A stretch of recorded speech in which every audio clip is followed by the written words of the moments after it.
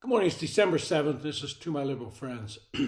There's an old adage that when you tell one lie, you have to tell another, and soon you can't remember the truth from the fiction you've created. And this is the predicament that President Joe Biden now finds himself in. We all remember when in the debates with President Trump, he denied that his son Hunter Biden made any money in China. In fact, accused Trump of being the only one to make money in China. Now that's since been disproven and became the first lie about his involvement in his family's business overseas. But over and over, Joe Biden has tried to pretend to the American public that he had no knowledge of any of the business activities of his son or other family members. This all cascaded down on him over the past several months as more and more information becomes available both to members of Congress investigating these business efforts and to the public who see this information being put forward for their own consideration. But Biden has told the first lie, and he has to keep telling more lies to cover up his real involvement. And the public's not buying his denials, and even the press can no longer ignore the information that's coming forward. At a press conference at the White House this week, he was quizzed on his involvement. As Vice President, Biden used email aliases and private email addresses to communicate with son Hunter Biden and Hunter's business associates hundreds of times. And according to new records released by the White House Ways and Means Committee, they're going to make those public. What Biden never realized, similar to many people, is that these electronic messages never go away. And in fact, any such message emanating from the office of the Vice President are now stored at the National Archives. We now know that he used such aliases as Robinware 456, JRB Ware, and Robert L. Peters. There are thousands of emails from these aliases in the records of the National Archives. Now, being honest, it's not unusual for high-ranking government officials to occasionally use pseudonyms, and there are some valid reasons for doing so. But it is the content of emails to whom they were sent that is causing Joe Biden problems. Remember, he repeatedly said he knew nothing of his son's business activities, did not know his partners, and never communicated with him. But at least one of Hunter's business associates has called that statement into question. Devin Archer testified before the House Oversight Committee last July that Hunter Biden had been, quote, selling the illusion of access, end quote, and was profiting off the Biden name. And still the media said, show us the smoking gun.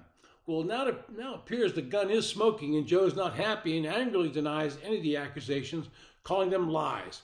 At the press conference I mentioned earlier, New York Post reporter Steve Nelson asked Biden if he would explain to the American people why he interacted with so many of his sons and brothers' foreign business associates.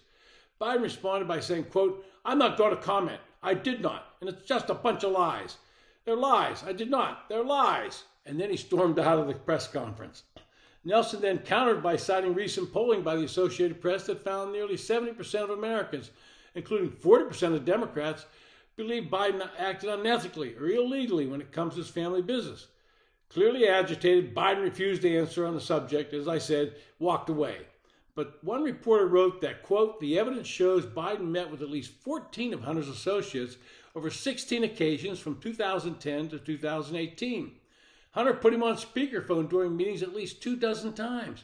He was on hundreds of emails using one of his aliases. And so we have witnessed Biden backtracking on his previous denials. He now has to admit that his son did make money in China, but maintains he didn't know about it and certainly did not participate in any way, shape, or form in those transactions. And this has led to a feeding frenzy by some in the media. Quote, we've gone from Biden never talked to Hunter and his partners to he did talk to them, but not about business, to, well, he did talk to them about business, but he didn't get paid, and now we're back to never talking to them at all. And that's from Real Clear Investigation senior writer Mark Hemingway. Well, we know that Joe attended a dinner in the private garden of Georgetown's Cafe Milano that Hunter organized for his dad to meet his foreign benefactors from Ukraine, Russia, and Kazakhstan.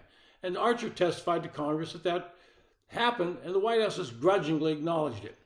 Quote, put aside the fact that Biden's struggling so much here, we already know he's interacted with Hunter Biden's business associates, making this yet another blatant lie.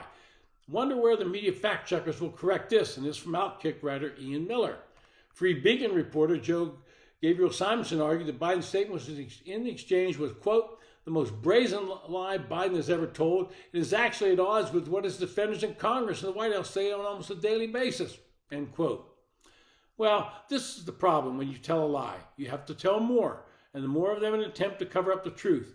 As is often said in Washington, it is the cover-up that does you in more than the actual act you're accused of doing. The continued denials actually lying, by Joe Biden and his White House staff ring hollow, and the American public know it. This has been To My Liberal Friends. Thanks for listening.